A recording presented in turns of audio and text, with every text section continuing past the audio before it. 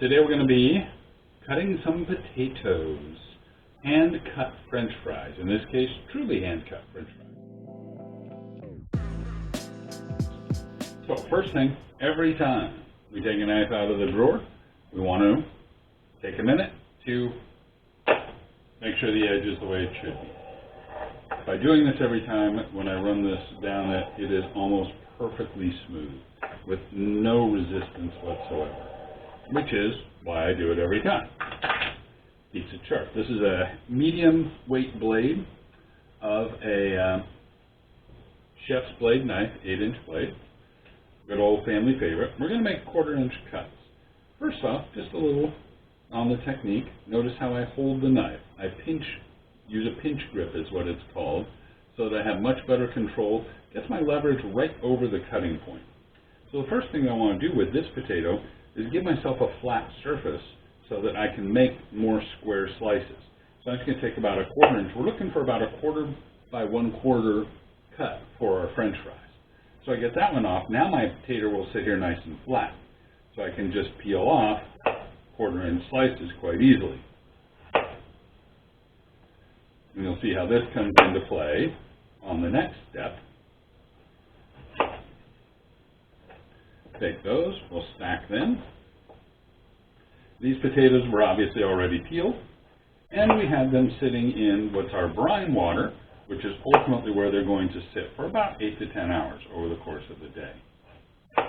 Unusually, this potato has a little bruise on it that you don't often see, but it's not going to affect the flavor. If it was, you just do this.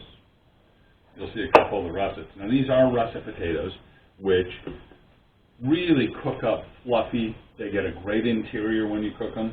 So we're a big fan of russets. Trust me, we like the golds and we like the reds. We like all those other ones, but the russets are the fun ones. They're the classics. So you can see by that they get a little bit slippery, so you got to tighten your grip up a little bit on the stack when you do it. And if you want to, you can just take it down to smaller stacks, and then you can cut them a little more safely if you're not comfortable with them sitting up on that stack. And then again, remember, this is our brine water that I took them out of. They're just going to go back into it. You want to make sure that they separate when you're putting them in the brine water. You don't want them to all stick together. Okay? We'll do the other one. And again, these ones are a little slippery, so just to be safe, I'm going to knock them down. Just do a smaller stack at a time. There's no rush.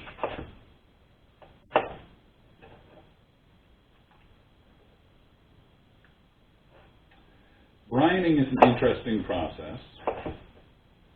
There's all that science involved, some of which I know, like actually know it, some of which I'm just kind of familiar with.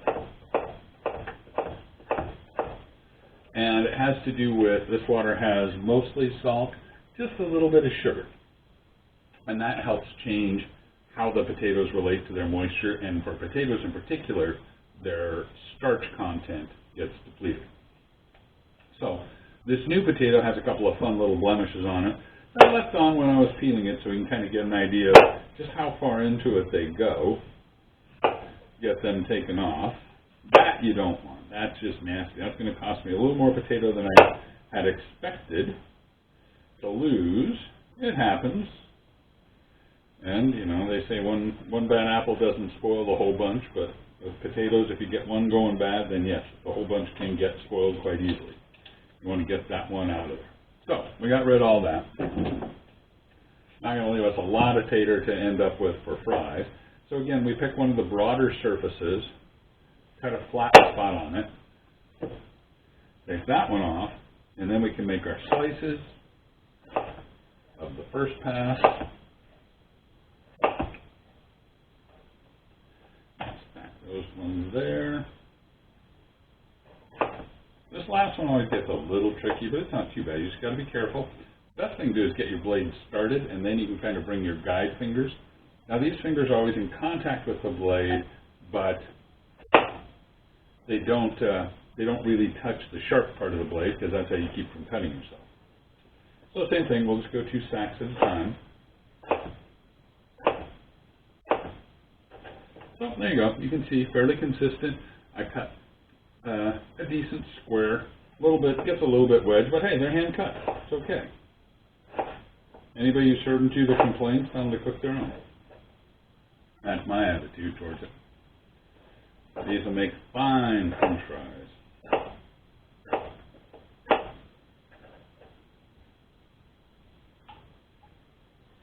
And clean up our last little bit. We're going to do one more tater. Make sure our technique is sound for how to do them. So, this one's the cleanest of them. It too has a little bit of bruising on it. I think I dropped them in the grocery store. So I'm going to use that to create my flat surface. I'll just stick that in the sink. So again, you can make whatever size you want. So remember, smaller is going to be needing more cuts.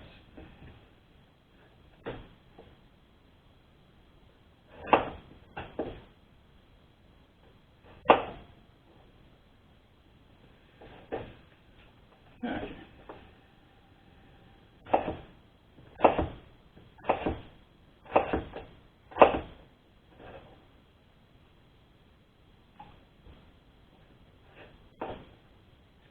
Kind of like feeling those big European-style poker chips you see in the Monte Carlo movies. Slabs of taters.